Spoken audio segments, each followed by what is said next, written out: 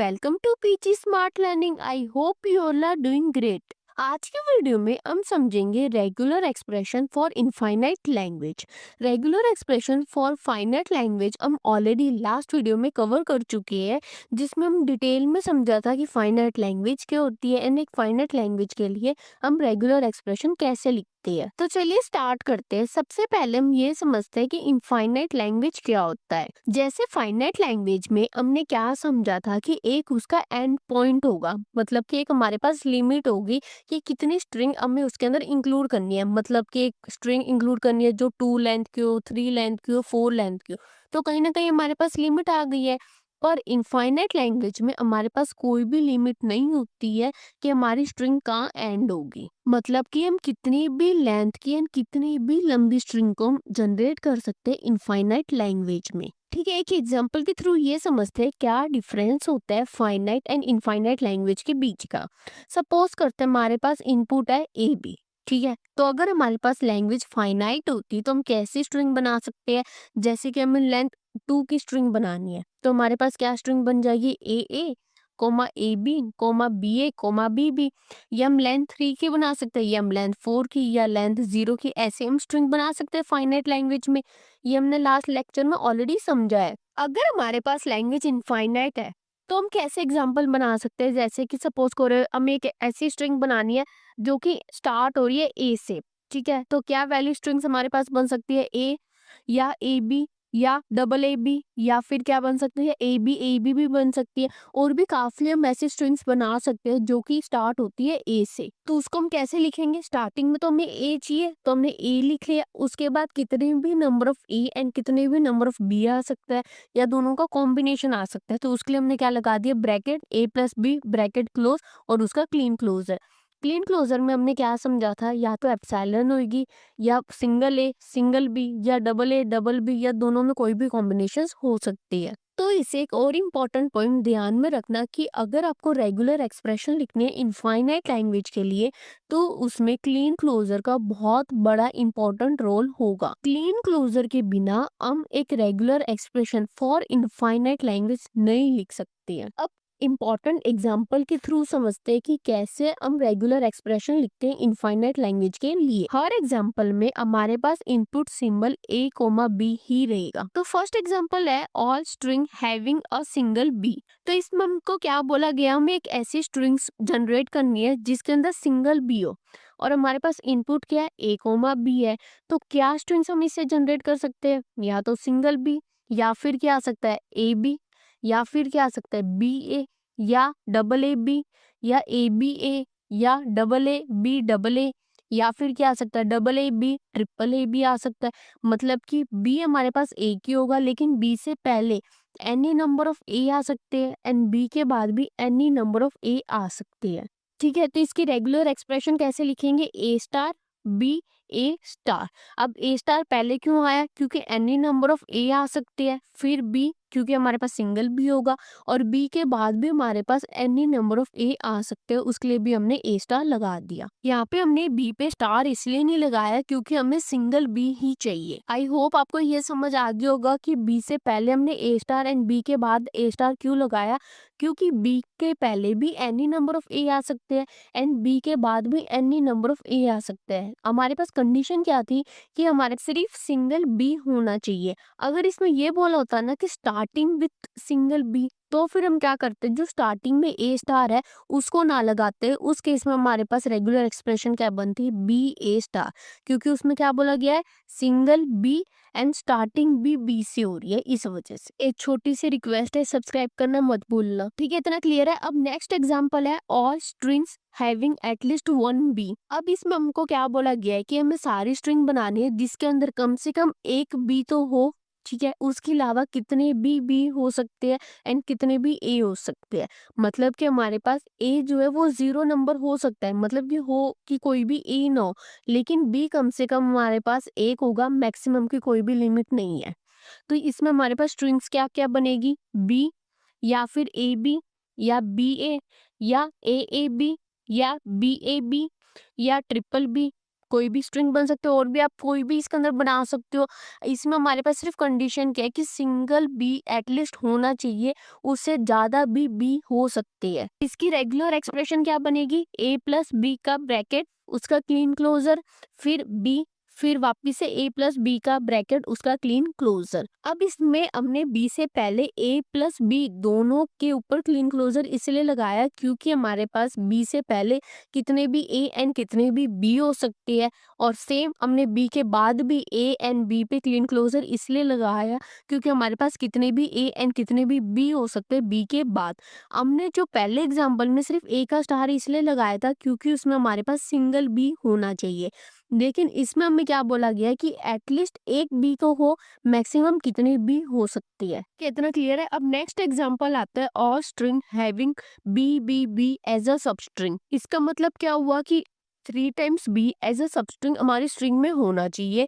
उससे पहले कितने भी बी या कितने भी ए हो सकते हैं एंड उसके बाद भी कितने भी बी और कितने भी ए हो सकते हैं। तो क्या क्या वैलिड स्ट्रिंग्स बन सकती है, 3 टाइम बी, या फिर क्या बन सकती है ए 3 टाइम बी, या फिर क्या बन सकती है 3 टाइम बी ए, या फिर क्या बन सकते हैं डबल बी ए। इसमें भी अगर आप देखो तो 3 बी एक साथ है, उससे पहले हम कितने भी नंबर ऑफ ए एंड कितने नंबर ऑफ बी भी लिख सकती है, और उसके बाद भी हम कितने नंबर ऑफ ए एंड कितने नंबर ऑफ बी लिख सकती है। ठीक है, तो इसका रेगुलर एक्सप्रेशन क्या बनेगा, bracket A plus B bracket close का क्लीन क्लोजर, फिर 3 टाइम बी, फिर वापस से ब्रैकेट के अंदर ए प्लस बी और उसका क्लीन क्लोजर। आई होप आपको ये क्लियर होगा कि 3 टाइम बी से पहले हमने ए प्लस बी का क्लीन क्लोजर क्यों लगाया है और ट्रिपल बी के बाद भी ए प्लस बी का क्लीन क्लोजर क्यों लगाया है। अभी लास्ट एग्जांपल में ही हमने समझा कि जैसे उसके अंदर क्या था कि एक सिंगल बी है और उसके पहले हम कितने भी नंबर ऑफ ए एंड कितने नंबर ऑफ बी लिख सकते थे, और सेम उसके बाद में हम कितने नंबर ऑफ ए एंड कितने भी नंबर ऑफ बी लिख सकते थे। तो सेम इसमें भी है कि 3 टाइम बी के पहले भी कितने number of A and B आ सकते हैं और उसके बाद में भी कितने भी number of A and B आ सकती है। ठीक है, अब नेक्स्ट एग्जांपल समझते हैं, all string ending with A B. इसका मतलब क्या हुआ कि हमारे पास वो सारी स्ट्रिंग्स होगी जो एंड हो रही है ए बी से, लेकिन स्टार्ट वो कितने भी नंबर ऑफ ए एंड कितने भी नंबर ऑफ बी से हो सकते हैं। तो इसकी क्या वैलिड स्ट्रिंग्स बन सकती है, ए बी बन सकती है, या फिर क्या बन सकती है ए बी। इसमें भी क्या हुआ, जो एंड है वो तो ए बी से हो रही है, स्टार्ट किससे हो रही है ए से। या फिर क्या बन सकते हैं बी ए बी। अब इसमें भी क्या हो रही है, एंड ए बी से हो रही है, स्टार्ट किससे हो रही है बी से हो रही है। या फिर क्या बन सकते हैं डबल ए बी, या फिर क्या बन सकते हैं डबल बी ए बी, और भी काफी स्ट्रिंग्स इसमें बन सकती है। तो अब इसका रेगुलर एक्सप्रेशन क्या बनेगा, ए प्लस बी ब्रैकेट में उसका क्लीन क्लोजर इनटू में ए बी। अब इसका मतलब क्या हुआ कि ए बी से हमारी एंड हो रही है एंड स्टार्ट कितने भी नंबर ऑफ ए एंड कितने भी नंबर ऑफ बी से हो सकती है, इसलिए उनको हमने क्लीन क्लोजर यूज किया है। ठीक है, इतना क्लियर है। अब नेक्स्ट एग्जांपल समझते हैं, और स्ट्रिंग स्टार्टिंग विथ बी ए। इसका मतलब क्या हुआ, हमें वो सारी स्ट्रिंग्स को बनाना है जो कि स्टार्ट हो रही है बी ए से एंड वो कितने भी नंबर ऑफ ए या कितने भी नंबर ऑफ बी से हो सकते हैं। इवन वो एंड सिर्फ क्या हो सकते हैं बी ए, मतलब कि स्टार्ट भी बी ए से ही हो रही है ऐसे, और एंडिंग में हमारे पास कोई भी सिंबल नहीं है। तो क्या वैलिड स्ट्रिंग्स इसमें बन सकती है, बी ए, ठीक है, या फिर क्या बन सकते हैं बी ए, स्टार्ट किससे हो रही है बी ए से और एंड किससे हो रही है ए से, ठीक है, या क्या बन सकते हैं बी ए बी, या बी ए बी, या बी ए बी बी, कोई भी मतलब बन सकता है, और भी काफी सारे इसमें पैटर्न्स बन सकते हैं।